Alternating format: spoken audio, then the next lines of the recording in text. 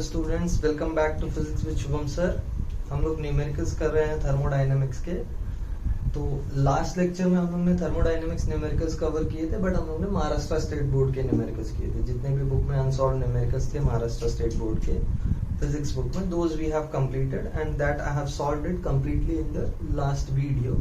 तो पूरा video you can find it out just by searching thermodynamics 09 and आगे लगा दो फिजिक्स विद शुभम सर, तो वो पूरा वीडियो तुमको मिल जाएगा, या लिंक भी मैं डिस्क्रिप्शन बॉक्स में डाल दूंगा ये वीडियो के। तो थर्मोडायनेमिक्स 01 से लेके थर्मोडायनेमिक्स 09 तक सारे लेक्चर्स के लिंक्स में ये वीडियो के डिस्क्रिप्शन बॉक्स में डाल दूंगा, जिससे थियरी से लेके न्यूमेरिकल तक जो भी डाउट रहेगा दैट कैन बी क्लियर्ड। आज का ये जो न्यूमेरिकल्स का वीडियो है, मोस्टली मैं ट्राई करूंगा आज सीबीएसई के सारे न्यूमेरिकल्स करने को। I am going to solve the numericals of 11 CBSE physics के जो थर्मोडायनेमिक्स के सारे न्यूमेरिकल्स हैं, unsolved numericals I am referring to, वो अनसॉल्व न्यूमेरिकल्स आज हम लोग सॉल्व करने वाले हैं। Okay, so let's start without any delay. I guess सबको समझ में आ रहा होगा कि कौन से बुक की बात कर रहा हूँ मैं। I am talking about the CBSE board book which is NCERT book. वो एनसीईआरटी बुक के सारे अनसॉल्व न्यूमेरिकल्स में करने वाला हूँ, ठीक है। एनसीईआरटी बुक में the numericals that I am doing is on page number 316। Revised book editions में शायद पेज नंबर अलग हो सकता है, बट चैप्टर याद रखो थर्मोडायनेमिक्स का हम लोग कर रहे हैं। तो 11th का थर्मोडायनेमिक्स सीबीएसई का, उसके सारे अनसॉल्व न्यूमेरिकल्स हम लोग सॉल्व करने वाले हैं। Okay, alright, let's start with the first numerical, that is 12.1। First question is a geyser heats water flowing at the rate of 3 liters per minute from 27 degrees Celsius to 77 degrees Celsius. If the geyser operates on a gas burner, what is the rate of consumption of the fuel if its heat of combustion is 4 into 10 raised to 4 joule per gram? ठीक है, water flow कर रहा है at a rate of water flowing or rate of flow of water, it is given as 3 liters per minute। ठीक है, और कुछ दिया है, टेम्परेचर डिफरेंस दिया है, कहां से कहां जा रहा है ये, 27 से 77 डिग्री सेल्सियस तक जा रहा है।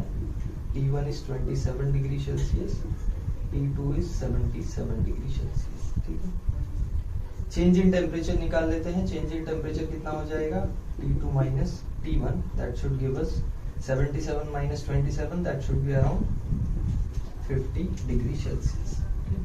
और 50 डिग्रीज का चेंज है, that's the basic idea। okay, फिर क्या है, we have the rate of combustion, we have to find the rate of combustion।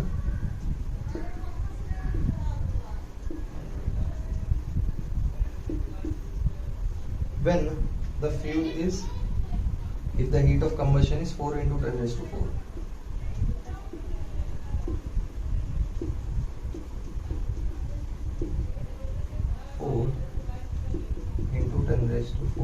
Joule per ग्राम।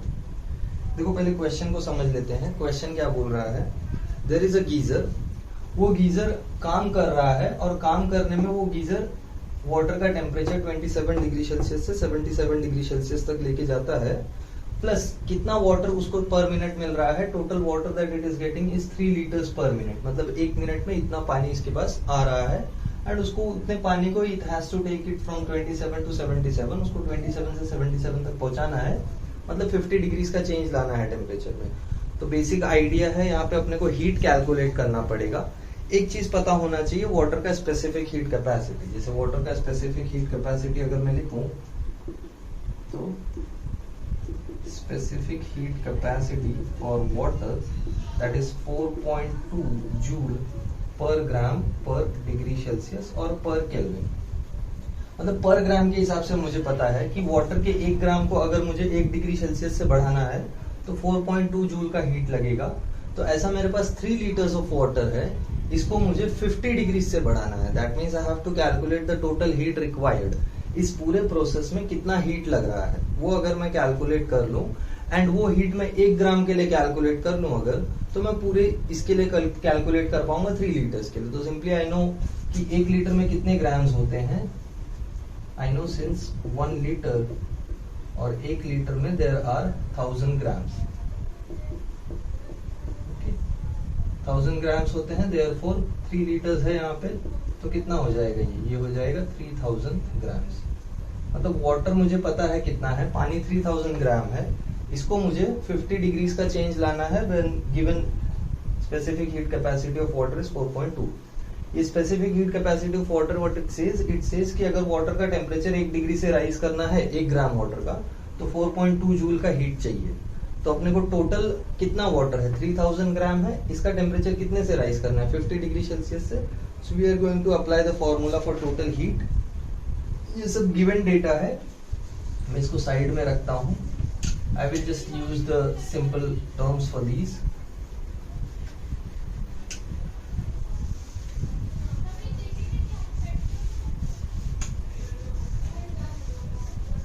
मुझे रेट ऑफ कंबशन फाइंड करना है, तो पहले मुझे निकालना पड़ेगा कि कितना टोटल हीट लग रहा है। एक बार मुझे पूरा टोटल हीट मिल जाए तो मुझे समझ में आएगा। मुझे दिया हुआ है कि रेट एक पर्टिकुलर ग्राम को अगर मुझे हीट करना है या एक पर्टिकुलर ग्राम के लिए कितना हीट लग रहा है, तो कंबशन है 4 × 10⁴ जूल्स। ठीक है, पहले सॉल्व करके टोटल हीट निकाल लेते हैं। सिंस टोटल हीट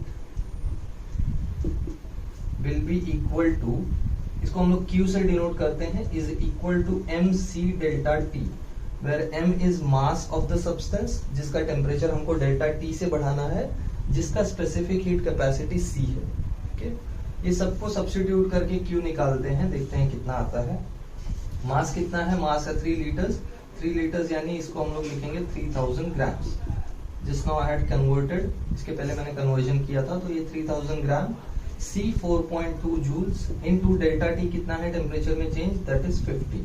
ध्यान देना, यहाँ पे टेम्परेचर केल्विन में कन्वर्ट करने का जरूरत नहीं है। क्यों जरूरत नहीं है, क्योंकि हम लोग चेंज फाइंड कर रहे हैं, और change in kelvin scale change in degree Celsius scale same होता है। मतलब अगर 1 डिग्री से केल्विन स्केल पे टेम्परेचर बढ़ रहा है, तो 1 डिग्री से डिग्री सेल्सियस स्केल पे भी टेम्परेचर बढ़ता है, या सेम वे में डिक्रीज भी होता है। अगर 1 डिग्री से डिक्रीज हुआ केल्विन स्केल में, तो 1 डिग्री से डिग्री सेल्सियस स्केल में भी डिक्रीज होगा। ठीक है, इसको सिंप्लीफाई करके हम लोग सॉल्व करके निकाल लेते हैं वैल्यू। Let's do it. सारे कुछ 10 पावर्स में डाल दो ना, 1 2 3, ये 3 0 और ये 4 0। So we have got 3 × 4.2 × 5 × 10 power 4, right. 3 × 5 करेंगे। ओके, इसको मल्टीप्लाई कर लेते हैं। 5 को 4.2 से मल्टीप्लाई कर लेते हैं, तो this will be 5 4s are 20, 5 2s are 10, so 20 + 1 that will be 21 × 10 power 4। यहाँ से 21 और 3 को मल्टीप्लाई करेंगे तो it gives 63 × 10 power 4 Q। This is the total heat. ये पूरा हीट हमको चाहिए, या ये पूरा हीट हमको देना पड़ेगा to burn the 3000 gram of water. 3000 gram of water को बर्न करना है, तो ये हीट हमको देना पड़ेगा टोटल। अपने को पूछा है रेट ऑफ कंबशन, तो रेट ऑफ कंबशन निकालने के लिए क्या करेंगे, अपने को हीट ऑफ कंबशन दिया है क्वेश्चन में, तो rate of combustion will be, total heat कितना देना है अपने को, टोटल हीट देना है 63 जो कि Q है, divided by heat of combustion. मतलब 1 ग्राम ऑफ वाटर को बर्न करने के लिए कितना हीट लगता है, उसको टोटल हीट को उस वैल्यू से डिवाइड कर देंगे तो हमको रेट ऑफ कंबशन मिल जाएगा। टोटल हीट हमको मिल रहा है 63 × 10⁴ divided by heat of combustion हमको कितना दिया है, हीट ऑफ कंबशन दिया है 4 × 10⁴ जूल पर किलोग्राम, सॉरी जूल पर ग्राम। इसको डिवाइड कर देंगे तो आंसर मिल जाएगा। इस 10⁴ विल बी कैंसल्ड। 63 को 4 से डिवाइड करो, कितना मिलेगा, आई थिंक यहाँ से 15 4s are and then 3, so this will be 15.75 ग्राम पर, किसमें है ये वैल्यू, मीटर मिनट्स में है, so gram per minute. This is the rate of combustion जो कि क्वेश्चन में पूछा था हमको। तो ये आंसर अपने को मिला है 15.75, जिसको हम लोग नियरली इक्वल टू 16 भी रख सकते हैं। So nearly equal to 16 gram per minute, ये है final answer for this question. तो 16 ग्राम 1 मिनट में बर्न हो रहा है। 16 ग्राम of water is burning every minute. जब हम लोग इतना टोटल हीट दे रहे हैं और ये रेट से दे रहे हैं 4 × 10⁴ जूल पर ग्राम, यानी 1 ग्राम वाटर के लिए इतना हीट हम लोग दे रहे हैं, तो ये रेट से बर्निंग हो रही है। पॉज करके नोट डाउन कर लो, फिर हम लोग सेकंड वाला करते हैं। नेक्स्ट क्वेश्चन पे जाते हैं. First question we have done. We are going to do 12.2. 12.2 देखते हैं क्या है 12.2. What amount of heat must be supplied to 2 into 10 raised to minus 2 kilogram of nitrogen at room temperature to raise its temperature by 45 degrees Celsius at constant pressure. Molecular mass of nitrogen is 28 and universal gas constant is given, that is 8.3 joule per mole per Kelvin. ठीक है, values लिख लेते हैं. मास of nitrogen दिया है, कितना मास है? मास of nitrogen is 2 into 10 raised to minus 2 kg. ठीक है, और दिया है अपने को molecular mass of nitrogen that is 28. Then we have been given R का value is 8.3 joule per mole पर केल्विन. और कुछ दिया है क्या? ठीक है, चेंज इन टेम्परेचर दिया है delta T which is 45 degree Celsius. 45 degree Celsius से टेम्परेचर चेंज करना है. एक इंपॉर्टेंट इंफॉर्मेशन दिया है यहाँ पे, ये सब कुछ अपने को कांस्टेंट प्रेशर पे करना है. ठीक है, समझते हैं कांस्टेंट प्रेशर पे क्या होता है.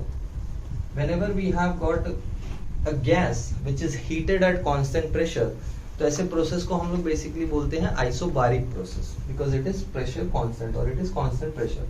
आइसोबारिक प्रोसेस के लिए जो स्पेसिफिक हीट कैपेसिटी होता है, देखो हमको निकालना क्या है? हमको निकालना है टोटल हीट ना. We have been asked what amount of heat must be supplied.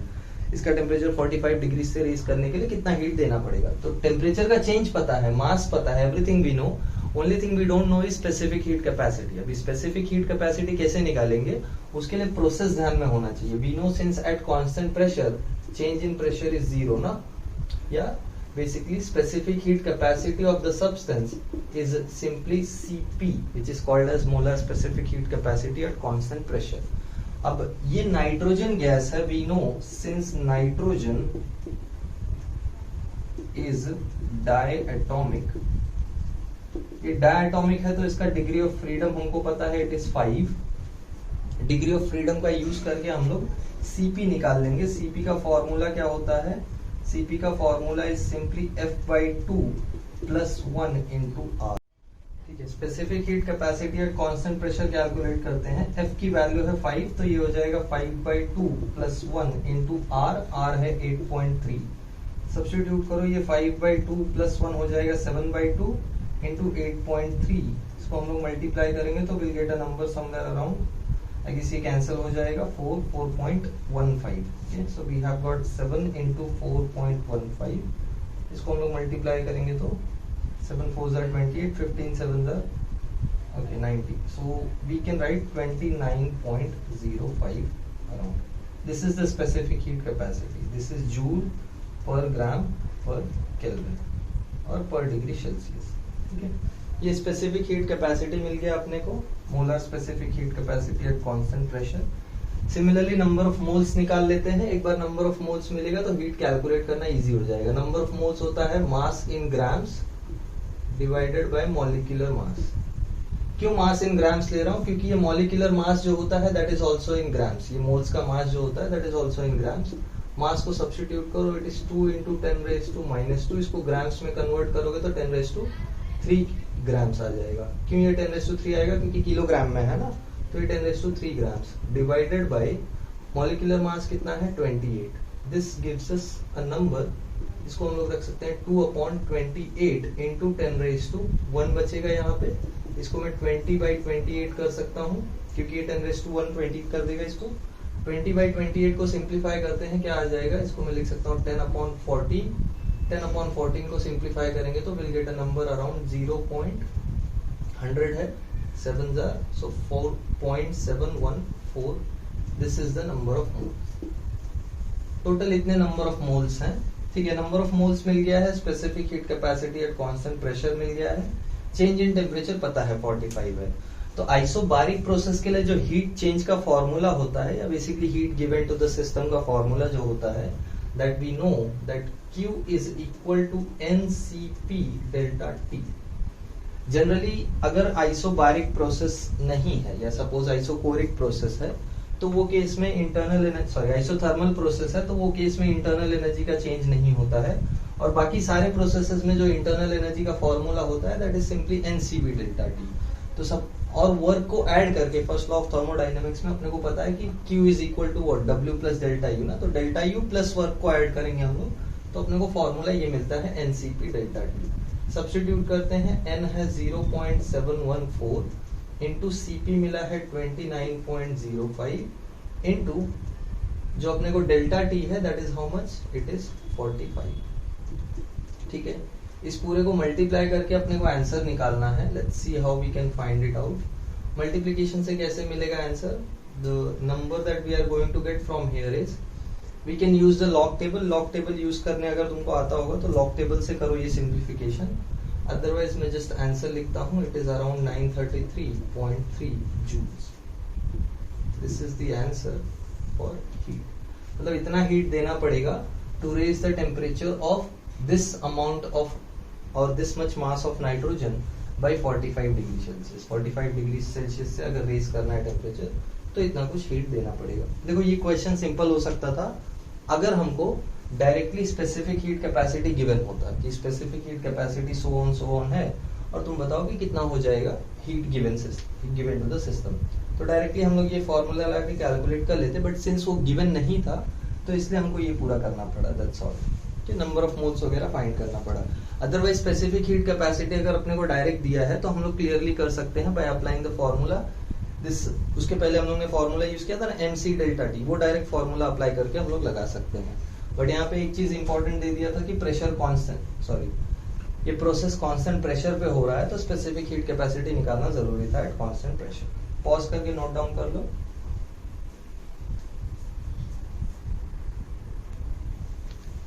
Okay, we have done 12.2।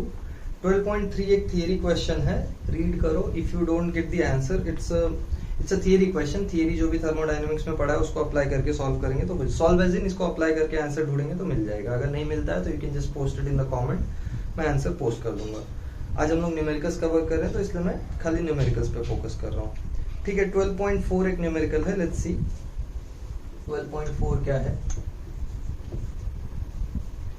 A cylinder with a movable piston contains 3 moles of hydrogen at standard temperature and pressure. Number of moles दिया है 3। Hydrogen gas है। Hydrogen gas कौन सी gas होती है? We know hydrogen is a diatomic gas, तो number of moles मैं ink fill कर लेता हूँ। ओके, तो नंबर ऑफ मोल्स गिवन है, number of moles for hydrogen gas is given that is 3। और क्या दिया है? स्टैंडर्ड टेम्परेचर एंड प्रेशर है। ठीक है, the walls of the cylinder are made of heat insulator and the piston is insulated by having a pile of sand on it।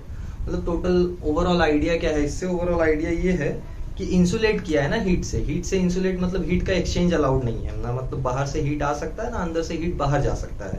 That means ये पूरा process कैसा प्रोसेस है? ये एक adiabatic process है। इतना इंफॉर्मेशन हमको पता है। क्या पूछा है? And the piston, okay, by what factor does the pressure of the gas increase if the gas is compressed to half its original volume. मतलब वॉल्यूम में रिलेशन दे रखा है, final volume is equal to half the original volume, ये information दिया है। और अपने को पूछा है by what factor pressure changes, मतलब P1 P2 टू P1 का रेशियो अपने को निकालना है। ठीक है, एडियाबैटिक प्रोसेस के लिए PV का कुछ रिलेशन होता है, वो अपने को अगर पता होगा तो डायरेक्टली आंसर आ जाएगा। हमको पता है फॉर एडियाबैटिक प्रोसेस एक रिलेशन ट्रू होता है, that is known as Poisson's relation. Adiabatic process के लिए PV raise to gamma is constant. यहाँ पे गामा क्या है? Gamma is called as ratio of specific heat capacities, या इसको मैं डायरेक्टली लिखता हूँ CP/CV। ये है गामा। अब ये गामा की वैल्यू कुछ होती है, जैसे फॉर एग्जांपल ये गैस कैसी गैस है? ये गैस डायटोमिक गैस है ना। So for hydrogen this gamma has a value equal to 1.4। ये हमको पता होना चाहिए, तो ये न्यूमेरिकल एकदम इजी है। गामा का वैल्यू पता है, PV raise to gamma constant होता है, तो हम लोग अप्लाई करेंगे therefore P1 V1 raise to gamma will be equal to P2 V2 raise to gamma. हमको V1 और V2 का रेशियो पता है, अप्लाई करते हैं। P1/P2 क्या हो जाएगा? ये हो जाएगा V2/V1 raise to gamma, that correct. ये V1 रेज टू गामा इधर जाएगा और दोनों को पावर सेम है गामा। ठीक है, सब्स्टिट्यूशन करके सिंप्लीफाई करते हैं। हमको एक चीज पता है, हमको पता है कि V2 और V1 में क्या रिलेशन है? V2 is V1/2, so it will be V1/2 upon V1 raise to 1.4, यानी यहाँ से क्या आ जाएगा, ये यहाँ से आ जाएगा 1/2 रेज टू गामा, यहाँ पे है P1/P2, बट एक्चुअली हमको P1/P2 का वैल्यू नहीं चाहिए, हमको P2/P1 का वैल्यू चाहिए, राइट, कि factor by what factor the pressure changes, ठीक है, निकालते हैं। P2/P1 अगर मुझे करना है तो ये रेशो को इन्वर्ट करना पड़ेगा, इन्वर्ट यानी ये हो जाएगा 2:1.4, ठीक है, और 2:1.4 हम लोग सिंप्लीफाई करके निकाल सकते हैं, इसका value around P2/P1 will be equal to, इसका वैल्यू हो जाएगा 2.64, 2:1.4 का वैल्यू हो जाएगा 2.64, तो ये हमको मिल गया ratio. I hope it is visible, मैं इंक फिल कर लेता हूँ वापस से, ठीक है, पॉज करके नोट डाउन कर लो, 2.64, this is the final answer. मतलब क्लियरली समझ में आ रहा है कि प्रेशर 2.64 टाइम्स इनिशियल प्रेशर से बढ़ जाता है। तो ये चीज क्लियर है ना, कोई गैस को हम लोग कंप्रेस करेंगे तो उसका प्रेशर ही तो बढ़ेगा, क्योंकि हीट एक्सचेंज अलाउड नहीं है, मतलब वो हीट एक्सटर्नल सराउंडिंग को नहीं दे सकता है, तो जो भी हीट हम लोग जो भी कंप्रेशन हम लोग कर रहे हैं वो प्रेशर को बढ़ाने में जाएगा। So that's the whole idea here, ठीक है, लिखो पॉज करके। ओके, नेक्स्ट न्यूमेरिकल देखते हैं 12.5। क्या है 12.5? In changing the state of gas adiabatically from an equilibrium state A to another equilibrium state B, an amount of work equal to 22.3 joule is done on the system.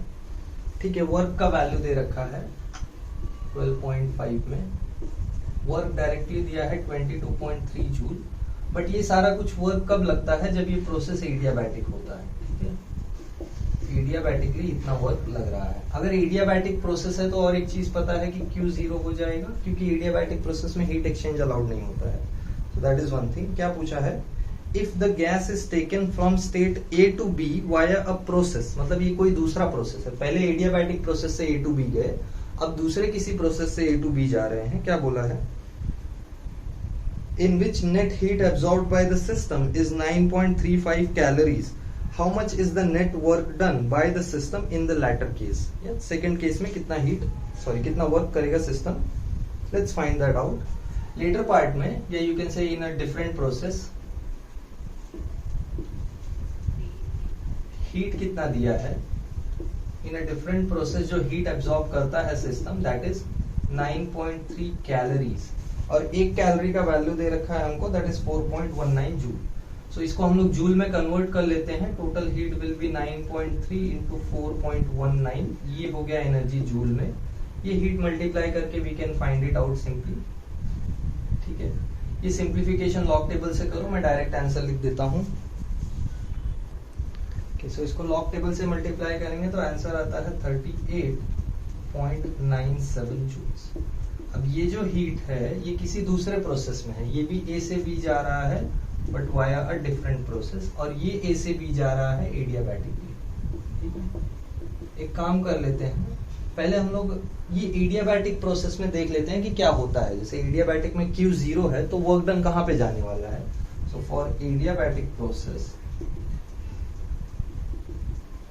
हमको पता है adiabatic process के लिए Q 0 होता है, तो first law of thermodynamics लगाएंगे तो it is W plus delta U।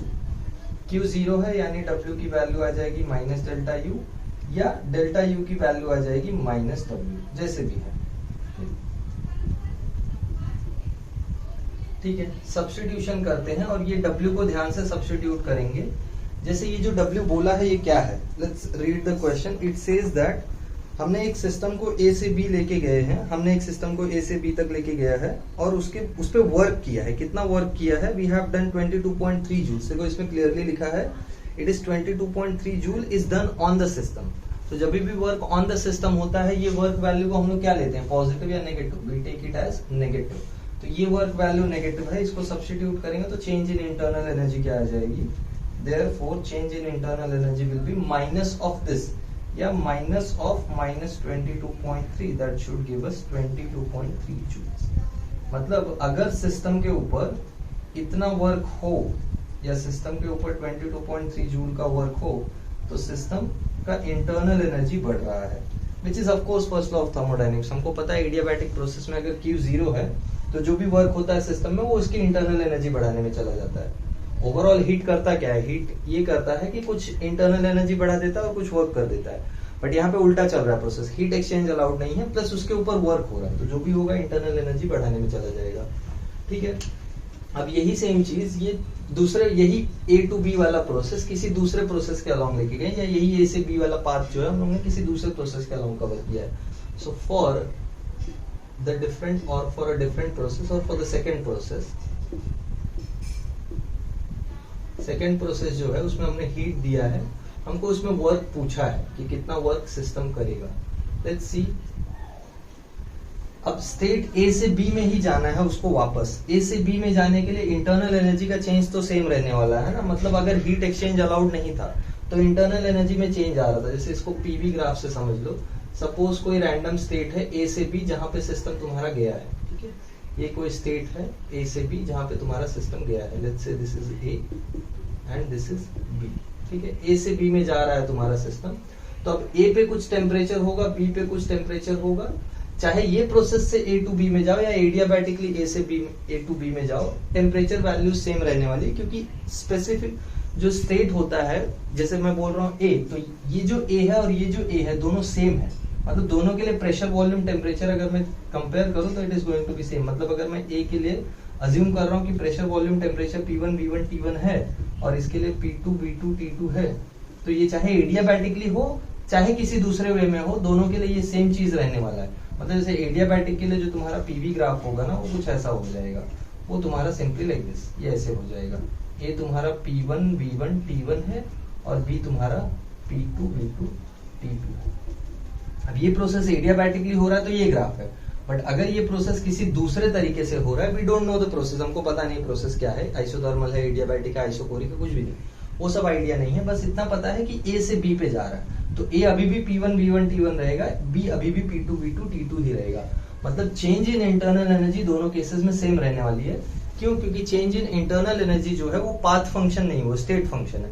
मतलब स्टेट अभी भी A से B में ही जा रहा है, यहाँ भी A से B में जा रहा था, तो A से B जाने में इंटरनल एनर्जी का चेंज इतना आता है ना, तो यहाँ भी A से B में जाएगा तो इंटरनल एनर्जी में चेंज इतना ही रहेगा, क्योंकि स्टेट चेंज सेम है, अभी भी इनिशियल और फाइनल स्टेट सेम है, तो इंटरनल एनर्जी का चेंज सेम रहेगा। That's what I am trying to make you understand. बाकी और कुछ जरूरी नहीं है, जरूरी एज इन तुम डायरेक्टली फर्स्ट लॉ अप्लाई करके सॉल्यूशन निकाल सकते हो, बट उसका मीनिंग भी पता होना चाहिए। मीनिंग में ये बता रहा हूँ कि since the states initial and final are not changing, तो इंटरनल एनर्जी का चेंज सेम रहेगा। अगर इंटरनल एनर्जी का चेंज सेम है तो फर्स्ट लॉ ऑफ थर्मोडायनेमिक्स अगर मैं ये प्रोसेस के लिए अप्लाई करूंगा तो उसमें इंटरनल एनर्जी का चेंज वैल्यू ये लेना पड़ेगा। That's the whole thing that I am trying to tell you. चलो इसके लिए फर्स्ट लॉ ऑफ थर्मोडायनेमिक्स लगाते हैं। ये होता है Q is equal to delta U plus W।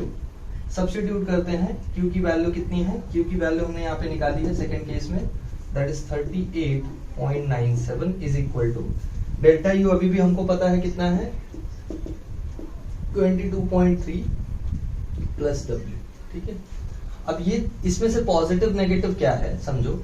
ये हीट जो हमने सिस्टम को दिया है, heat is whenever given to the system it is taken as positive, तो ये वैल्यू तो पॉजिटिव है। इंटरनल एनर्जी का चेंज हमने ऑलरेडी देखा, it is positive, so no problem there. मतलब ये सारा कुछ पॉजिटिव है, तो W हम लोग निकालेंगे तो इट विल बी 38.97 माइनस 22.3, जो हमको सब्ट्रैक्ट होकर कितना देगा, let's check it out. 7 minus 0 will be 7, then we have got 9 minus 3 is how much, 6 7, then 8 minus 2 is 6, then 3 minus 2 is 1, so 16.67 joules of work। अब ये वर्क हमको positive आया है तो इसको हम लोग लिखेंगे therefore 16.67 joule is, और 16.67 joule of work is done। इसको मैं क्या बोलूं, by the system बोलूं या on the system बोलूं? Since it is positive it will be work done by the system। So this is how we calculated the work done by the system। ये process पहले जब adiabatically हुआ है तो work का वैल्यू जो है पूरा का पूरा इंटरनल एनर्जी बढ़ाने में चला जा रहा है। अब ऐसा नहीं है, अब प्रोसेस एडियाबैटिक नहीं होके कुछ एक रैंडम हीट वैल्यू दिया है प्रोसेस में, तो वो हीट वैल्यू हमको पता है फर्स्ट लॉ ऑफ थर्मोडायनेमिक्स के अकॉर्डिंग ऐसे डिवाइड होता है। जब ऐसे डिवाइड हो रहा है तो उसमें से ये वैल्यू हमने ऑलरेडी निकाली हुई है कि अगर स्टेट सेम है, जैसे ए से बी में यहाँ पे जा रहा था, सेम ए से बी में यहाँ पे भी जा रहा है, तो इंटरनल एनर्जी का चेंज तो सेम होने वाला है। तो ए से बी के लिए इंटरनल एनर्जी का चेंज हमको पता है, वर्क डन हमने निकाल लिया। ठीक है, ऑलराइट, पॉज करके नोट डाउन कर लो। ओके, 12.5 हो गया। 12.6 इज अ थियरी क्वेश्चन, तो मैं तुम लोगों के लिए छोड़ रहा हूँ। अगर कुछ डाउट्स रहेगा तो कमेंट बॉक्स में पोस्ट कर दो, आई विल सॉल्व इट। ठीक है, 12.7 न्यूमेरिकल है, करते हैं। क्या है 12.7? A steam engine delivers 5.4 into 10⁸ joule of work per minute and services 3.6 into 10⁹ joule of heat per minute from its boiler. मतलब वर्क कर रहा है 5.4 into 10⁸, और हीट कितना दे रहा है, या हीट कितना ले रहा है बॉयलर से? हीट ले रहा है 3.6 into 10⁹ जूल। ठीक है, what is the efficiency of the engine and how much heat is wasted per minute? Okay, let's simplify it.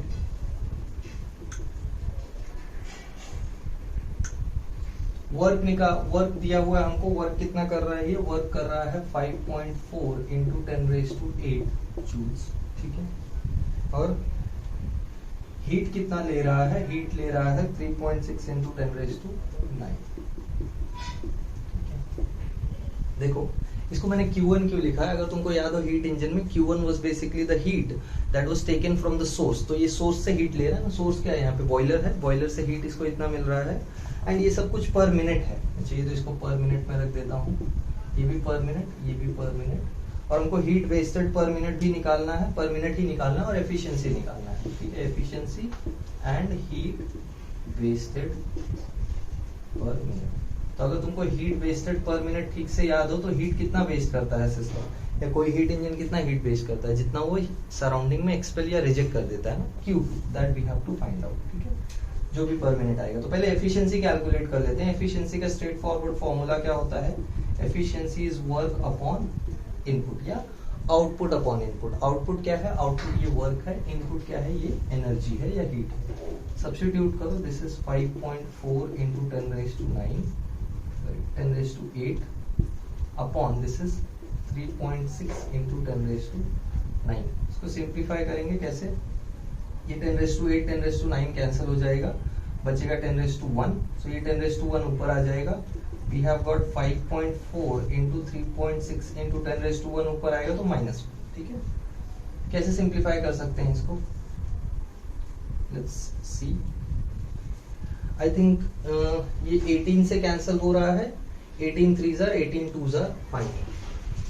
So this will be 1.8 3s are 1.8 2s are। So this is 3/2 into 10 power -1। 3/2 होता है 1.5, तो 1.5 into 10 power 1 efficiency आती है 0.15, या अगर मैं percentage में लिखूं तो 15%। ये एफिशिएंसी मिल गई मुझे मेरे इंजन की। तो हीट इंजन का एफिशिएंसी कितना है, या स्टीम इंजन का एफिशिएंसी कितना है? 0.15 और 15%। हीट वेस्टेड पर मिनट निकाल लेते हैं। Also Q2 will be what? Q2 will be Q1 minus W। अगर तुमको याद हो, जो हम लोग ने पहले हीट इंजन के लिए एक्सप्रेशन लिखा था, उसमें W की वैल्यू आती थी Q1 minus Q2, तो Q2 हो जाएगा Q1 minus W। देखो, ये हीट ले रहा है और ये वर्क करके आउटपुट दे रहा है, तो वेस्ट कितना हुआ? दोनों का डिफरेंस ना, सब्स्टिट्यूट करो। 3.6 into 10 power 9, this is the heat taken from the system या taken from the source, minus work कितना कर रहा है? 5.4 into 10 power 8। इसको सब्ट्रैक्ट करना है तो पहले दोनों का पावर सेम करना पड़ेगा। लेट्स मेक इट 36, ये हो जाएगा 10 power 8 माइनस, अब ये है 50, 5.4 into 10 power 8। सब्ट्रैक्ट करेंगे तो कितना आ जाएगा? 36 minus 5.8, आई थिंक ये हो जाएगा 30.4 into 10⁸ और ठीक है, तो ये आ जा रहा है 3.04 into 10⁹। इतना हीट ये वेस्ट कर रहा है पर मिनट। हम लोग यहाँ पे यूज कर सकते हैं जूल पर मिनट। क्यों जूल पर मिनट में यूनिट आ रही है? क्योंकि ये भी जूल पर मिनट में है, ये भी जूल पर मिनट में है, तो आंसर भी जूल पर मिनट में आया है। Simple as that. पॉज करके नोट डाउन कर लो।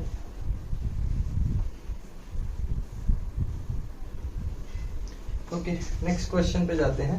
12.7 हो गया। 12.8, an electric heater supplies heat to a system at a rate of 100 watt. ठीक है, सिस्टम को हीट दिया जा रहा है, मतलब ये हीट पॉजिटिव है। 12.8 क्या है वैल्यू? वैल्यू है 12.8 वॉट। 12.8 तो नंबर 100 वॉट। 100 वॉट यानी 100 जूल पर सेकेंड, मतलब एक सिस्टम को 100 जूल एनर्जी पर सेकेंड दी जा रही है। क्या बोला है? If the system performs work at a rate of 75 joules per second, यानी वर्क का रेट दिया है 75 जूल्स पर सेकेंड, मतलब एक सेकेंड में उसको एनर्जी मिल रहा है 100 जूल्स पर सेकेंड, या 100 जूल एक सेकेंड में मिल रहा है, उसमें से 75 जूल का वर्क कर दे रहा है। क्या पूछ रहा है? At what rate the internal energy is increase, मतलब चेंज इन इंटरनल एनर्जी अपने को निकालना है एट व्हाट रेट। एक स्ट्रेट फॉरवर्ड सा फॉर्मूला है, first law of thermodynamics, we know since Q is equal to delta U plus W, तो इसको मैं पर यूनिट टाइम से डिवाइड करूं तो भी सेम रहने वाला है, चाहे Q बाई T रखूं तो भी। ये जैसे Q जो है तुमको मिला है, this is per unit time ना, पर यूनिट सेकंड है ये, वैसे वर्क भी ये पर यूनिट टाइम है, इंटरनल एनर्जी भी पर यूनिट टाइम हमको निकालनी है, तो मैं टाइम सब में अज्यूम करके चल रहा हूँ। तो डेल्टा U यहाँ से आ जाएगा Q माइनस W। Q कितना है? सब्स्टिट्यूट करो, Q इज 100 माइनस W कितना है? 75, विच इज 25 जूल पर सेकेंड। तो ये रेट से इंटरनल एनर्जी बढ़ रही है, मतलब अगर एक सेकेंड में 100 जूल का एनर्जी दिया जा रहा है किसी सिस्टम को और उसमें से 75 जूल वो वर्क कर ले रहा है, तो ऑफकोर्स है कि 25 जूल से उसका इंटरनल एनर्जी पर सेकेंड बढ़ रहा है ना। सो दैट्स द बेसिक सॉल्यूशन।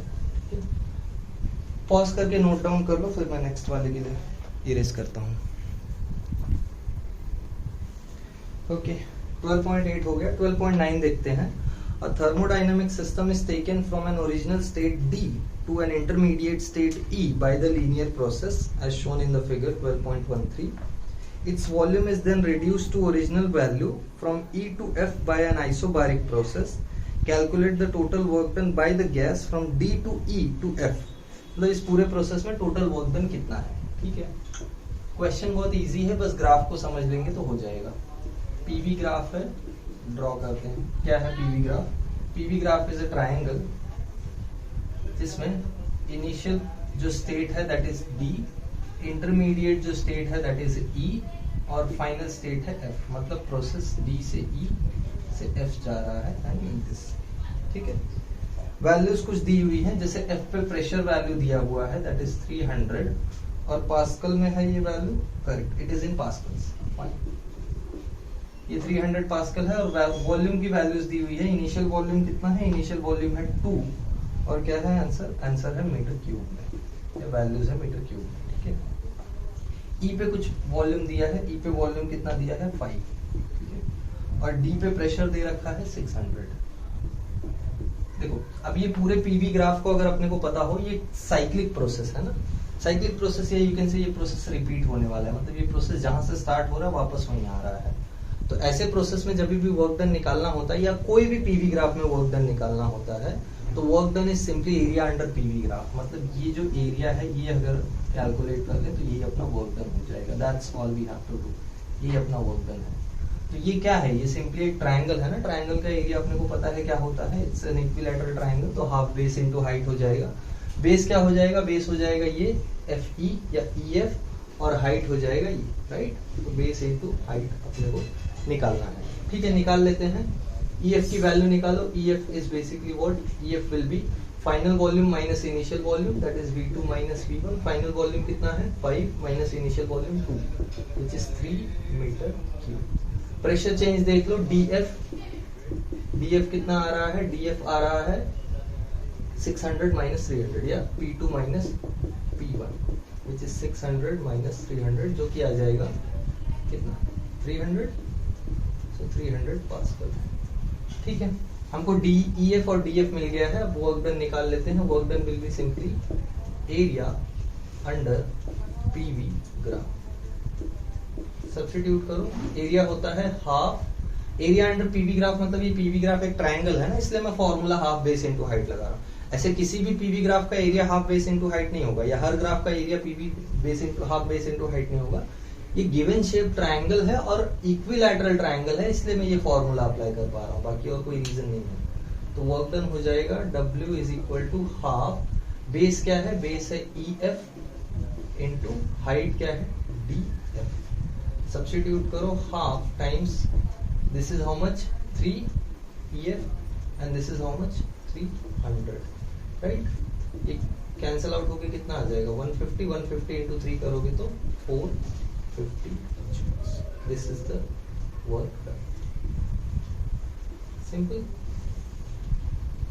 बस ये ग्राफ को पता होना चाहिए कैसे सॉल्व करना है. कभी भी कोई भी ग्राफ हो ना, जैसे कोई भी पीबी ग्राफ है, उसका एरिया अपने को निकालना है, तो just find out the area under the curve. That's all you have to do to get the work.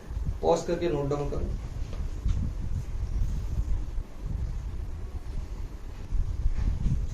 Okay, 12.19 हो गया. 12.10 देखते हैं, लास्ट क्वेश्चन है ये अनसॉल्व्ड न्यूमेरिकल में. A refrigerator is to maintain eatables kept inside at 9 degree Celsius. If room temperature is 360 degree Celsius, calculate the coefficient of performance. ठीक है. Refrigerator में क्या है, दो टेम्परेचर वैल्यूज दी हुई हैं. अपने को पता है रेफ्रिजरेटर के लिए कार्नोट फॉर्मूला एप्लीकेबल होगा, या कार्नोट फॉर्मूला हम लोग अप्लाई करेंगे. Let's do it. कैसे सॉल्व करेंगे. अपने को पता है रेफ्रिजरेटर का टेम्परेचर, रेफ्रिजरेटर को हम लोग कंसिडर करते थे सिंक ना, तो यहाँ पे टेम्परेचर है T2 that is 9 degree Celsius. इसको सिंप्लीफाई करके निकालो केल्विन में, ये हो जाएगा 9 प्लस 273. यहाँ से कितना आ जाएगा ये 9 3 12 दैट मीन्स 282 केल्विन. ठीक है. नेक्स्ट दिया है सराउंडिंग का temperature T1 that is 360 degree Celsius. I don't think surrounding 360 degree Celsius हो सकता है, मिस प्रिंट है, इट इज 36 डिग्री सेल्सियस. ठीक है. तो ये हो जाएगा 36 प्लस 273. यहाँ से ऐड करेंगे तो कितना आ जाएगा 6 plus 3 9, 7 plus 3 that will be 10, 2 plus 1 that is 309 kelvin. ये आ गया T1. T1 पता है, T2 पता है. हमको क्या निकालना है, हमको निकालना है calculate the coefficient of performance, K निकालना है. फाइन, करते हैं सॉल्व. K क्या है, K का फॉर्मूला होता है T2 upon T1 minus T. This is the formula. Substitute करो. T2 कितना है 282 अपॉन T1 कितना है 309 माइनस T2 कितना है 280. This is 282 divided by 309 minus ये कितना हो जाएगा 9 minus 2 will be 7, then 10 minus 8 will be 2, 2 minus 2 0, so that is basically 27. ठीक है. ये कोएफिशिएंट ऑफ परफॉर्मेंस है. इसको डिवाइड करके हम लोग लिख सकते हैं डायरेक्ट आंसर. लॉग टेबल से डिवाइड करो या लॉग टेबल से लॉग लेके सॉल्व कर लो. 282 बाई 27 क्लियरली दिखाई पड़ रहा है. आंसर 10 में समथिंग आएगा. मैं स्ट्रेट फॉरवर्ड आंसर लिखता हूँ. So straightforward answer is K का वैल्यू अगर हम लोग यहाँ से स्ट्रेट फॉरवर्ड निकालें तो it comes out to be 10.4. 10.4 is the coefficient of performance for the refrigerator. ये लास्ट न्यूमेरिकल था CBSE का अनसॉल्व्ड न्यूमेरिकल. तो हम लोग ने सारे न्यूमेरिकल्स कवर किए हैं. इसके अलावा कोई और CBSE का न्यूमेरिकल में अगर आप लोगों को डाउट है, किसी को भी डाउट है, just posted in the comments में पोस्ट करो. मैं सॉल्यूशन के लिए एक वीडियो है जो भी कन्वीनियंट होगा मैं पोस्ट कर दूंगा. ठीक है. ऑलराइट. तो यहाँ पे अपना थर्मोडायनेमिक्स का थियरी तो ऑलरेडी खत्म हो चुका था, न्यूमेरिकल्स भी आज खत्म हो गया है. तो मोस्टली मैं थर्मोडायनेमिक्स सीरीज अब कंक्लूड कर रहा हूँ. यहाँ पे फाइनल जो भी था मैंने सब कवर किया है. देखो हमने थर्मोडायनेमिक्स सीरीज में ट्राई किया है CBSE का जो भी कंटेंट है पूरा कवर किया है, और महाराष्ट्र स्टेट बोर्ड का जो भी कंटेंट है पूरा कवर किया है. CBSE में ये चैप्टर 11th स्टैंडर्ड में है, ये चीज ध्यान देना. और स्टेट बोर्ड में या महाराष्ट्र स्टेट बोर्ड में ये चैप्टर 12th स्टैंडर्ड में है. तो दोनों के कंटेंट ऑलमोस्ट सेम है, जिस कुछ चीजें मतलब आगे पीछे हैं, बट पूरा जो ओवरऑल कंटेंट मैंने कवर किया वो दोनों चैप्टर्स के या यू कैन से दोनों बोर्ड्स के कंटेंट को कंप्लीटली कवर करता है. As far as numericals are concerned, तो मैंने इसलिए दोनों बोर्ड्स के न्यूमेरिकल सॉल्व कर दिए हैं ताकि तुमको आइडिया रहे कि कैसे क्वेश्चंस पूछते हैं. मतलब जैसे मोस्ट ऑफ द क्वेश्चंस जो हैं CBSE बोर्ड के वो थोड़े डिफिकल्ट हैं as compare to state board. State board के जो क्वेश्चंस थे वो स्ट्रेट फॉरवर्ड थे. यहाँ पे क्वेश्चन स्ट्रेट फॉरवर्ड नहीं है. यहाँ पे तुमको ज्यादा करके थर्मोडायनेमिक प्रोसेसेस को इन्वॉल्व करके रखा है क्वेश्चंस के लिए. बाकी वहां पे अगर हम लोग जाएंगे स्टेट बोर्ड के क्वेश्चंस में, तो स्टेट बोर्ड के क्वेश्चन स्ट्रेट फॉरवर्ड होते थे. मतलब डायरेक्टली तुमको एनर्जी दिया है या हीट दिया है, वर्क डन दिया है और इंटरनल एनर्जी का चेंज निकालना है, थिंग्स लाइक दैट. ऐसे ऐसे इजी क्वेश्चंस भी थे वहां पे, बट यहाँ पे ऐसा कोई क्वेश्चन नहीं था. तो आई गेस सब कुछ न्यूमेरिकल समझ में आए होंगे. फिलहाल के लिए हम लोग थर्मोडायनेमिक्स को कंक्लूड कर रहे हैं. हाँ, एक चीज मुझे थोड़ा करना था मुझे, सेकंड लॉ ऑफ थर्मोडायनेमिक्स में थोड़ा एक डिटेल्ड वीडियो बनाना था। तुमको है तो नहीं सिलेबस में इतना कुछ ज्यादा सेकंड लॉ ऑफ थर्मोडायनेमिक्स के बारे में, but if you all want मैं एक थर्मोडायनेमिक्स एक सेकंड लॉ ऑफ थर्मोडायनेमिक्स का एक डिटेल्ड वीडियो बनाता हूँ। अगर चाहिए तो पोस्ट करो कमेंट्स में, या जो भी है जैसे भी कांटेक्ट कर सकते हो, जस्ट कहीं पे भी पोस्ट करो, तो I just make a detailed video about second law of thermodynamics. क्योंकि सेकंड लॉ ऑफ थर्मोडायनेमिक्स ऐसा चीज है ना जिसपे बात करने जाएंगे तो वो खत्म नहीं होगा। तो I just want to give some information, मतलब थोड़ा इन्फॉर्मेशन होना चाहिए, थोड़ा आइडिया होना चाहिए कि सेकंड लॉ ऑफ थर्मोडायनेमिक्स क्या है बेसिकली। फिर भी मैंने ट्राई किया है वीडियोस में जितना हो सके उतने एग्जांपल्स देने का। फिर भी अगर कुछ एक्स्ट्रा बचा है तो मैं सोच रहा हूँ वो वीडियो में कवर करने का। तो इन केस अगर कभी मुझे चांस मिलता है तो मैं उसके ऊपर एक डिटेल्ड वीडियो भी बनाऊंगा। फिलहाल के लिए हम लोग थर्मोडायनेमिक्स सीरीज कंक्लूड करेंगे। तो if you have understood all the questions please like the video and thank you. Bye everyone.